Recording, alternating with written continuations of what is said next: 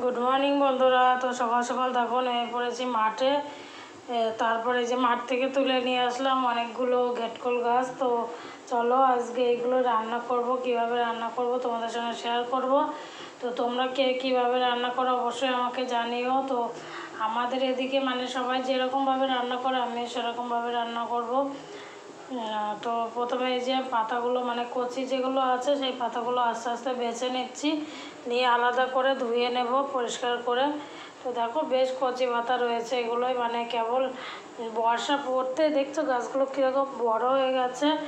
আর মানে কয়দিন আবহাওয়া খুব খারাপ গেল না, মানে বৃষ্টি হলো, সেই কারণে গাছগুলো একটু বড় হয়ে গেছে। আর পাতাগুলো বেশ বড় বড় ছেড়েছে, কিন্তু পাতা কিন্তু একদম কচি পাতা। তো আমি দেখো এক ঝুড়ি পাতা বেছে নিয়েছি। এই পাতাগুলোকে আমি পরিষ্কার করে ধুয়ে তারপরে কিভাবে রান্না করি চলো তোমাদের সঙ্গে শেয়ার করব। তো দেখো পাতার মধ্যে ঘাসও রয়েছে, অ্যাকচুয়ালি যেখানে হয়েছিল না ঘাস বন। আমাদের অ্যাকচুয়ালি কিছুই কিনে খেতে লাগে না সেরকম মানে যেহেতু চাষবাস করা হয় এবং সব কিছুই বাড়িতেই মানে খুঁটে তুললে অনেক সবজিই পাওয়া যায়। তো এই যে আমি ঘেটকলের পাতাগুলো ধুয়ে নিয়ে চলে এসেছি, আর কড়াইতে দিয়ে দিয়েছি জল, দিয়ে আমি এটাকে সিদ্ধ করে নিচ্ছি। আর এখানে বেছে রেখেছি কিছু রসুন।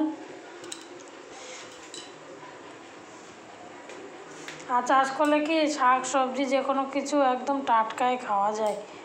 আর এখানে এই যে নিয়ে নিয়েছি 1 মুঠ কাঁচা লঙ্কা। অ্যাকচুয়ালি ঘেটকল বলো কচু বলো এইসবগুলোতে একটু ঝাল না হলে না খেতে অতটা টেস্টি লাগে না। তো আমার সিদ্ধ করা হয়ে গেছে, আমি এবার দিয়ে দিয়েছি একটা জলের মধ্যে বালতিতে।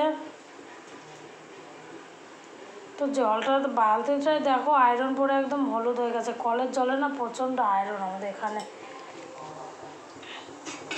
তো আমি এই যে ভালো করে এরকমভাবে চিপে চিপে এগুলোকে তুলে নিচ্ছি।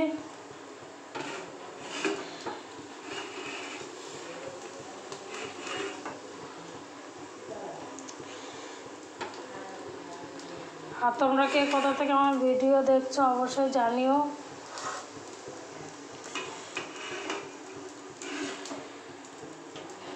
তো দেখো একদম একটু যেন জল না থাকে সেরকম করে ভালো করে চিপে নিচ্ছি। একটু টাইম লাগবে অবশ্য, কিন্তু একটু টাইম নিয়ে চিপে নিলে কি শিলপাটাতে বাটলে অতটা অসুবিধা হয় না, মানে জল যত না থাকবে ততই ভালো হবে। তো আমি অ্যাকচুয়ালি শিলপাটাতে আর বাটবো না, খুব একটা বেশি টাইমও নেই আমার হাতে। তো ভাবলাম চলো মিক্সারে একেবারে একটু পেস্ট করে নিয়ে আসি। তো দিয়ে দিলাম শুকনো লঙ্কাগুলো, আর এবার দিয়ে দেবো রসুন।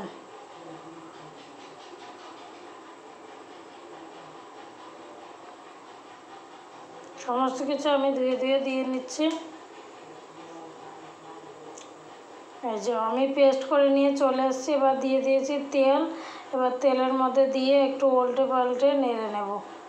চলিয়ে এতে যত তেল দেওয়া যাবে না ঘেটকল পাতায় ততই বেশি টেস্টি হবে, মানে তেলের ওপরেই ডিপেন্ড করছে। তো আমার মনে হচ্ছিল একটু তেল কম রয়েছে, আমি আবার একটু তেল অ্যাড করলাম এর মধ্যে।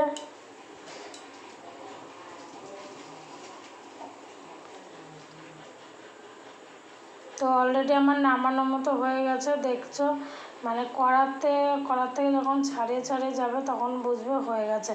মানে দেখো আমার কিন্তু কড়াতে একটু নাড়েনি, কারণ কড়াটা আমি একটু তাতিয়ে দিয়েছিলাম। কড়ার অবস্থা দেখলে বুঝতে পারবে একটু বেশিই তেতে গেছিলো, সেই কারণে কড়াটা একটু মানে পুরো পড়ে গেছে। বাট কোনো ব্যাপার না, একটু ডলা দিলে উঠে যাবে। তো এই যে দেখো আমার কিন্তু রেডি হয়ে গেছে, আমি এবার নামিয়ে নেব।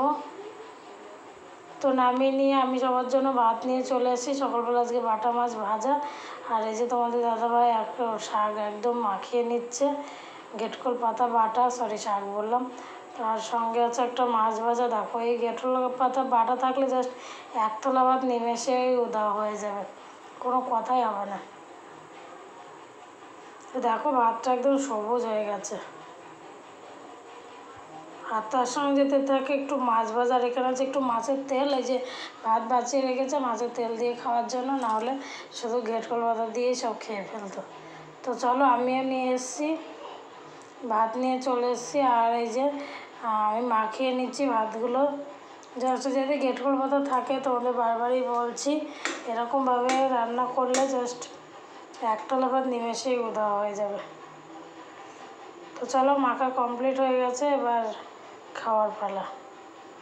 তোমরা চাইলে এর উপরে একটু কাঁচা সরষের তেল আর কাঁচা লঙ্কা নিতেও পারো, বাট আমি নিইনি। জাস্ট অসাধারণ হয়েছে। তোমরা অবশ্যই বাড়িতে ট্রাই করবে। ভালো লাগলে লাইক কমেন্ট শেয়ার করে দেবে। তো চলো, সারাদিনের রাত্রেবেলা হঠাৎ করে দেখলাম তোমাদের দাদাভাই একটু বিরিয়ানি এনেছে, তো চলো যখন বিরিয়ানি আছে তোমাদের সঙ্গে একটু শেয়ার করা যাক। আর এখানে আছে স্যালাড। তো চলো এটা খুলে নেবো। এই যে 2 পিস শসা আর 2 পিস পেঁয়াজ, সঙ্গে কাঁচা লঙ্কা। পেঁয়াজগুলো না ভিতরের অংশটা মনে হয় পড়ে গেছে। তো চলো এখন প্যাকেট খোলা হচ্ছে।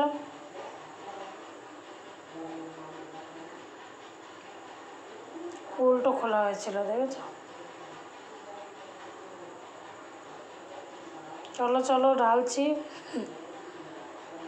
পড়ে গেছে প্রথমে আলু, আর সঙ্গে আছে এই যে লেগ পিসটা হচ্ছে ফ্রাইড লেগ পিস। চিকেনটা ভাজা হলে না খেতেও টেস্টি লাগে। তো ফ্রাইড চিকেন দিয়েছে, লেগ পিস আর আলু, আর সঙ্গে একটা ডিম। কিন্তু কোয়ান্টিটিটা একটু কম আছে অন্য দিনের থেকে, প্যাকেটে দেখো একটু ছোট। তো ঠিক আছে, চলো আজ এই পর্যন্ত, দেখাবে নেক্সট ভিডিওতে। বাই।